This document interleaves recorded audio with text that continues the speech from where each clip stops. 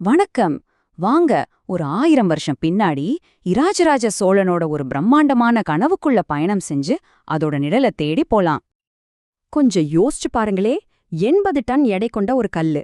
அத 200 அடி உயரத்துக்கு தூக்கி வைக்கணும். ஆனா ஒரு நிபந்தனை, அதோட நிழல் தரையில விழவே கூடாது. இது எப்படி சாத்தியம்? இந்த நம்ப முடியாத ஒரு கேள்வியிலிருந்து தான் நம்ம கதை தொடங்குது. நாம இப்ப இருக்கிறது கிபி 1005ஆம் ஆண்டுல. சோழ பேரரசு அதோட புகழின் உச்சியில இருக்கு. அந்த பேரரசின் தலைநகரம் தஞ்சாவூர்ல ஒரு மாபெரும் மன்னனின் மனசுல ஒரு சாத்தியமே இல்லாத கனவு உருவாகுது. இந்த கனவை நிஜமாக்க 2 பேர் தான் முக்கியம். ஒன்னு, இந்த கனவை கண்ட பேரரசர் ராஜராஜ சோழன். இன்னொன்னு, அந்த கனவை நிஜமாக்க போற அவரோட தலைமைச் சிற்பி குஞ்சர மல்லன். அவங்க முன்னாடி இருந்த முதல் சவால் உயரம். கோயிலோட விமானம், அதாவது பிரதான கோபுரம், வானத்தையே தொடுற மாதிரி 216 அடி உயரத்துல கட்டப்படணும். அந்த காலத்துல இது ஒரு மலைப்பான விஷயம். சரி, 2வது சவால் இன்னும் பிரம்மாண்டமானது. அந்த 216 அடி உயர கோபுரத்தோட உச்சியில ஒரே கல்லால் செதுக்கப்பட்ட 80 டன் எடையுள்ள கும்பத்தை வைக்கணும். 80 டன்னா சும்மா இல்ல, கிட்டத்தட்ட ஒரு 15 ஆப்பிரிக்க யானைகளோட மொத்த எடை. அதையும் மேல தூக்கணும். எப்படி? ஆனா இராஜராஜ சோழனோட உண்மையான லட்சியம் இதையெல்லாம் விட ரொம்ப பெருசு.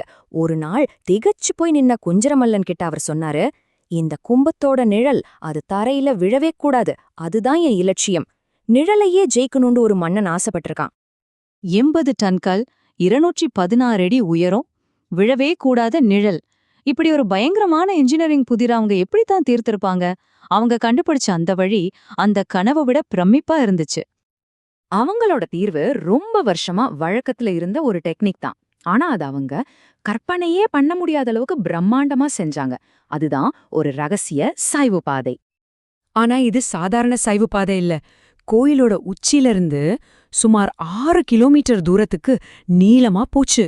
நினைச்சு பாருங்க, கோயில கட்டுறதுக்காக செஞ்ச ஒரு தற்காலிக அமைப்பே ஒரு தனி உலக அதிசயம் மாதிரி இருந்திருக்கு.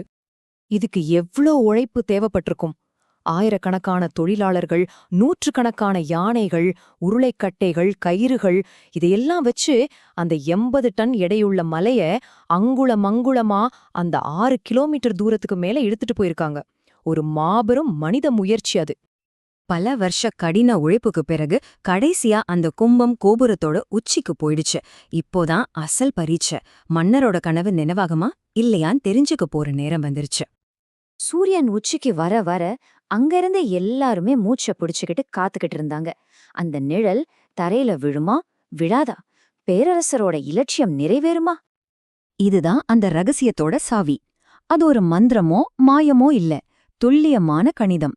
கோபுரத்தோட உயரம், அதோட அகலமான அடித்தளம், இது ரெண்டையும் எவ்வளவு சரியா கணக்கிட்டு கட்டியிருக்காங்கன்னா, உச்சியோட நிழல் கீழே தரையில விழாம கோயிலோட அகலமான அடித்தளத்திலேயே விழுந்திருக்கு.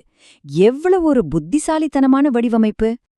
நண்பகல் 12 மணிக்கு சூரியன் நேர் உச்சியில இருக்கும்போது தரையில நிழல் விழல. அவ்வளவுதான். ராஜராஜ சோழனோட முகத்துல ஒரு பெருமிதமான புன்னகை. நிழல் வெல்லப்பட்டது. ஒரு மாபெரும் கனவு மனிதனோட அறிவால நிஜமாக்கப்பட்டது. இந்த வெற்றி அந்த ஒரு நாளோட முடிஞ்சு போகல. அது இன்னும் 1000 வருஷத்துக்கு நிலைச்சு நிக்க போற ஒரு புகழுக்கு அஸ்திவாரம் போட்டுச்சு. இதோட முக்கியத்துவம் என்ன தெரியுமா? 1000 வருஷம் கழிச்சும் அந்த பெரிய கோவில் ஒரு பேரரசன் கனவுக்கு, மனிதனோட விடாமுயற்சிக்கு, அறிவியலோட ஆற்றலுக்கு ஒரு வாழும் சாட்சியா இன்னைக்கும் கம்பீரமா நிக்குது.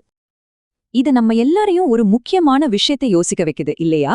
1000 வருஷத்துக்கு அப்புறம் நம்ம காலத்தோட எந்த நவீன அற்புதம் இதே மாதிரி மக்கள் மனசுல நீங்கா இடம் பிடிச்சு நம்ம கதைய சொல்லும்?